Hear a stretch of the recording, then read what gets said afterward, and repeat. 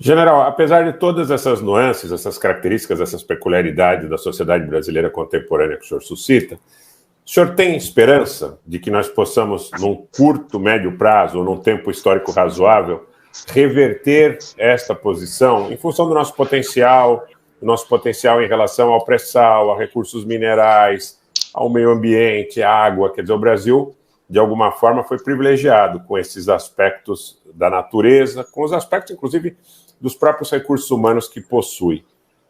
O senhor tem esperança que a gente possa reverter tudo isso num curto, médio prazo? Olha, em curto prazo, não. Curto prazo não tem. Mas em médio prazo é perfeitamente possível. Agora, tem que haver um investimento, uma consciência muito forte de investimento em algumas áreas. Uma delas é a educação. Isso é muito fácil de falar, todo mundo fala que é educação, mas como fazer isso daí? Bom, em primeiro lugar,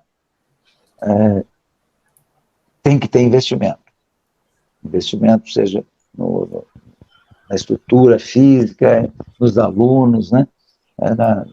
No sistema, nos professores, etc.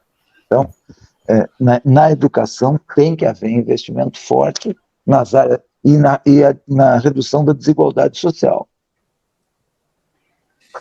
Você tem que associar essas duas coisas. Todas as áreas, por exemplo, mais pobres, a escola teria que ser tempo integral, tem que investir no tempo integral. Nesse tempo integral, você dá. A primeira aula não é café da manhã, não é a primeira aula, não, é café da manhã. Muita criança vai sem se alimentar direito para a escola. Depois, não, na hora do almoço, almoça lá. E antes de ir embora para casa, 4, 5 horas da tarde, ela ainda janta para ir já jantar.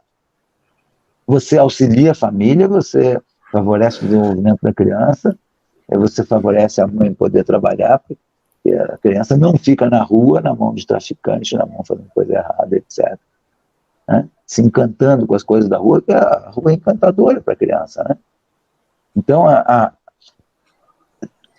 tem que investir na educação, tem que investir na formação profissional.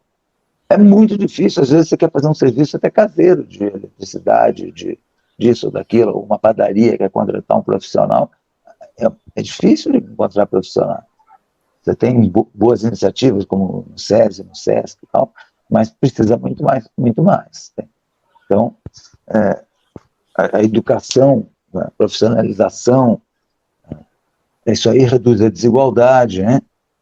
Então, e a outra coisa na ciência e tecnologia. O modelo do CIEPS e do SIACS agrada o senhor, por exemplo? É muito bom. O CIEPS eu conheço. Né? Conheço na época em que foi feito, eu morava no Rio de Janeiro, muitos anos atrás, em 1985. Né? Então, foi como um projeto excelente, sem dúvida nenhuma. Desde a parte física, da construção, das localizações e da ideia, né? Da concepção. E a outra coisa é ciência e tecnologia. Você tem que investir. Quando você financia um sujeito fazendo pós-graduação, fazendo pesquisa, ele não está não fazendo nada. Ele está fazendo coisas importantes.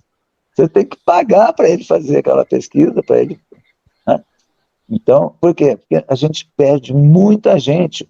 Você vê, eu acho que talvez 50% de todo o dinheiro do mundo investido em pós-graduação, em especialização, etc., nos Estados Unidos. Por quê? Porque a pessoa deixa lá a fase mais produtiva dele em ideias. Depois, quando ele volta para a batalha do dia a dia, para ter que ganhar salário. Aí ele deixa de ser, ele tem que ser produtivo no nível de industrial. Mas a fase dele de criação, de pesquisa, de pós-graduação, de doutorado, etc., né, você tem que financiar para ele fazer isso, porque ele não consegue trabalhar e fazer isso. Então, você tem que investir em ciência, em tecnologia, tem que investir nos pesquisadores, não adianta você brigar com o ambiente universitário, essas brigas políticas que a gente vê aí, não levam a nada. Então, você tem que investir na educação, reduzir a desigualdade social, você tem que investir na ciência e tecnologia, na pesquisa, você tem que financiar isso daí. Você não pode chegar no ponto de não ter recursos para continuar com as bolsas, etc. Isso aí tem que ser um compromisso. Né? Na saúde pública, o serviço público tem que ser de qualidade.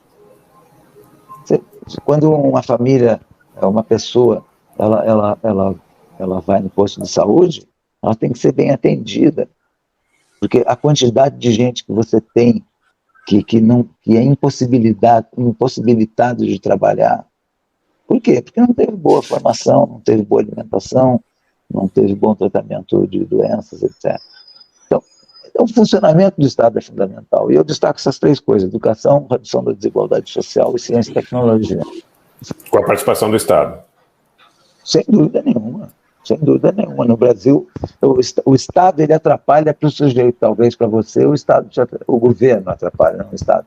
O governo te atrapalha, o governo me atrapalha o outro ali. Mas as pessoas mais necessitadas, é fundamental o apoio governamental, o apoio do Estado. Isso é fundamental. Concordo.